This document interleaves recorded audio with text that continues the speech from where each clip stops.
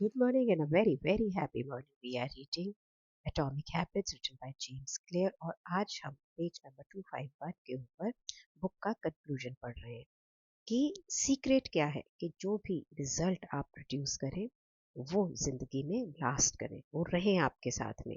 तो यहाँ पे बात कर रहे हैं एक पुराने ग्रीक पैराबल की जिसका नाम है सोराइट्स पैराडॉक्स, जो बात करता है कि अगर छोटे छोटे एक्शन आप कर रहे हैं रिपीटेडली और काफी समय तक करते रहते हैं तो उसका इफेक्ट क्या होता है।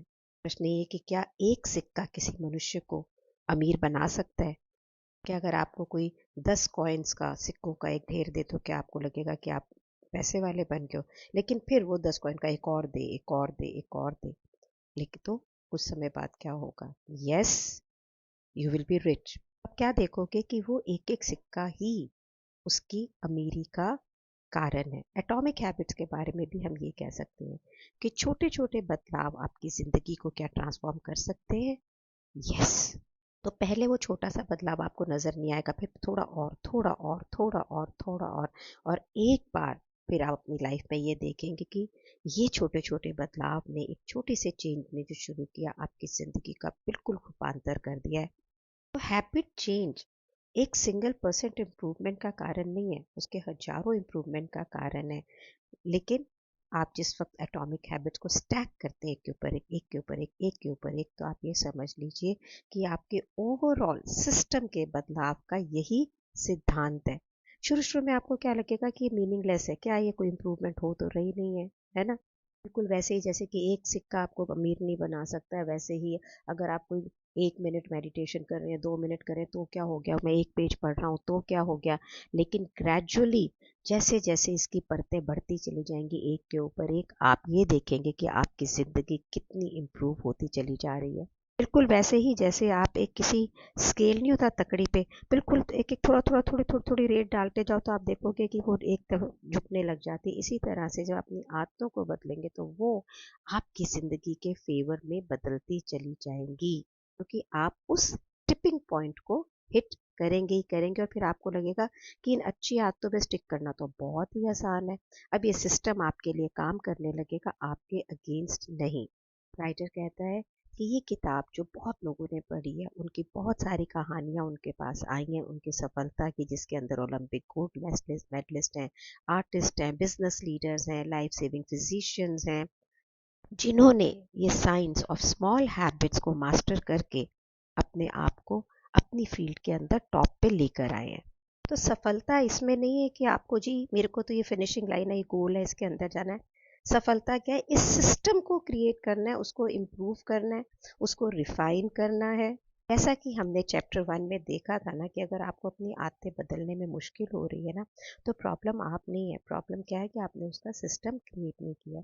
तो जो बुरी आदतें वो अपने आप को रिपीट करते जा रही है, इसलिए नहीं क्योंकि आप उसको चेंज नहीं करना चाह रहे, क्योंकि वहाँ पे आपके सिस्टम्स में गलती है, उसे आप चेंज नहीं कर पा रहे हैं। अब जब ये बुक खत्म हो रही है ना, अब आपके पास में 4 सेट्स है, बिहेवियर के 4 सिद्धांतों के बारे में आपको पता है, बहुत सारे टूल्स पता है, बहुत सारी स्ट्रैटेजीज पता है। अब आप अपने लिए बेटर सिस्टम क्रिएट कर सकते हैं, अपनी हैबिट्स को बेटर शेप कर सकते हैं।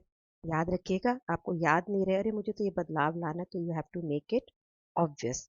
जब आपको ये लगता है अरे यार मैं इसको कैसे करूँगी, तो आपको उस हैबिट को अट्रैक्टिव बनाना है, उसको अट्रैक्शन में लाना है कि हाँ इसको करूँ। जब आपको बहुत डिफ़िकल्ट लग रही है तो आपको उसको आसान करना है, और जब आपको ये लग रहा हो कि नहीं यार मैं तो इसको बार बार कर ही नहीं पाता, तो आपको उसे संतुष्टदायक बनाना है, सेटिस्फाइंग बनाना है।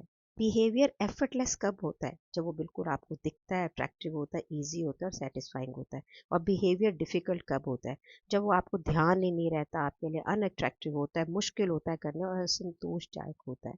तो आपको डिफ़िकल्ट से ईज़ी की तरफ, एफर्टलेस की तरफ लेके जाना है अपनी हर हैबिट को। और ये ना एक कंटिन्यूअस प्रोसेस है, इसकी कोई फिनिशिंग लाइन नहीं है, इसका कोई परमानेंट सॉल्यूशन नहीं है। अगर आप अपनी ज़िंदगी में इम्प्रूवमेंट चाहते हैं ना, तो आपको ये देखना होगा कि ये जो चारों सिद्धांत है बिहेवियरल चेंज के, इसको आप बार बार यूज़ करते चले जाएं और हमेशा देखें कि मैं अब 1% अपनी ज़िंदगी में बेटर क्या कर सकता हूँ, अब मैं 1% ज़िंदगी में बेटर क्या कर सकता हूँ। तो अगर हमें ज़िंदगी में ना बारंबार एंड कंटिन्यूसली रिजल्ट चाहिए ना, तो उसका एक ही तरीका है, इम्प्रूवमेंट को कभी भी रुकने ना दें।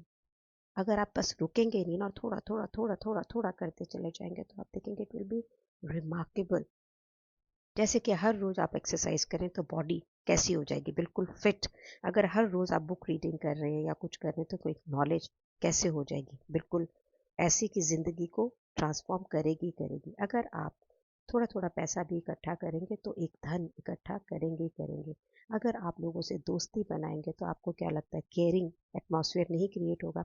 तो स्मॉल हैबिट्स जो है ना, ये सिर्फ ऐड नहीं करती, कंपाउंड इंटरेस्ट देती है। जैसे थोड़े थोड़े पैसा इकट्ठा करके फिर ब्याज पे ब्याज ब्याज पे ब्याज आता है ना, बिल्कुल वैसे ही छोटे चेंजेस आपकी लाइफ में रिमार्केबल रिजल्ट लेके आते हैं। और यही पावर है एटॉमिक हैबिट्स की। पेज नंबर 259 पे राइटर पूरी बुक को समराइज कर रहा है, कंपाइल कर रहा है। यहाँ पे उसने आपको 4 चीज़ों का एक फ्रेमवर्क दिया है: problem phase, Q and craving, solution phase, response and reward.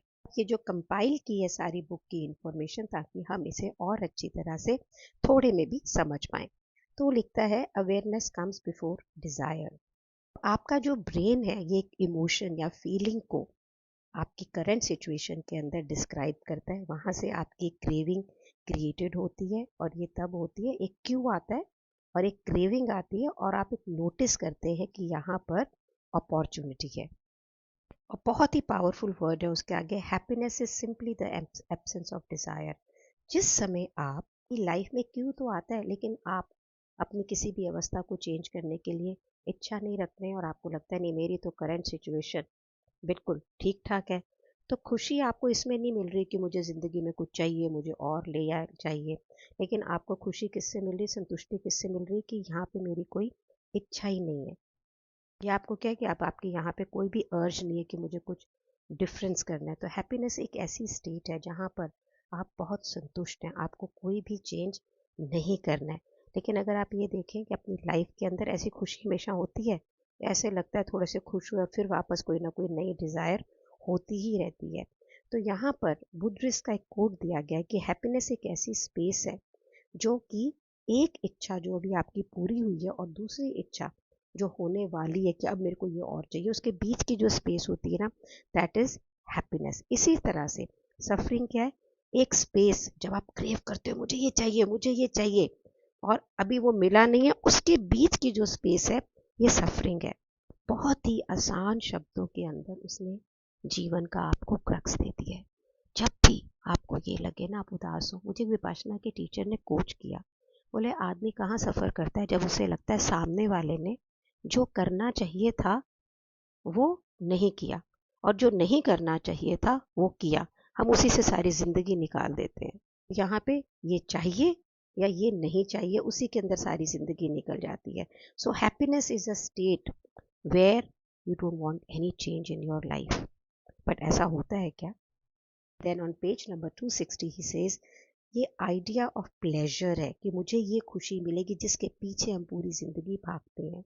मेरे दिमाग के अंदर एक प्रसन्नता का इमेज है जो हम अपने दिमाग में जनरेट करते हैं, और जिस समय हम एक्शन में होते हैं, ये पता भी नहीं होता है कि जो इमेज हमने ब्रेन में बनाए रखी है, क्या वही हमें मिलेगी और क्या वो हमें संतुष्टि देगी।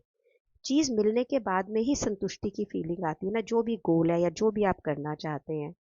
ऑस्ट्रियन न्यूरोलॉजिस्ट है विक्टर फ्रैंकलिन, उन्होंने पता है क्या बोला, हैप्पीनेस के पीछे नहीं भागा जा सकता, happiness cannot be pursued, it must ensue, इसे खोजा जा सकता है। आपकी जो डिज़ायर्स हैं, इच्छाएं हैं, ये आप परस्यू करते हैं, आप इसके पीछे जाते हैं।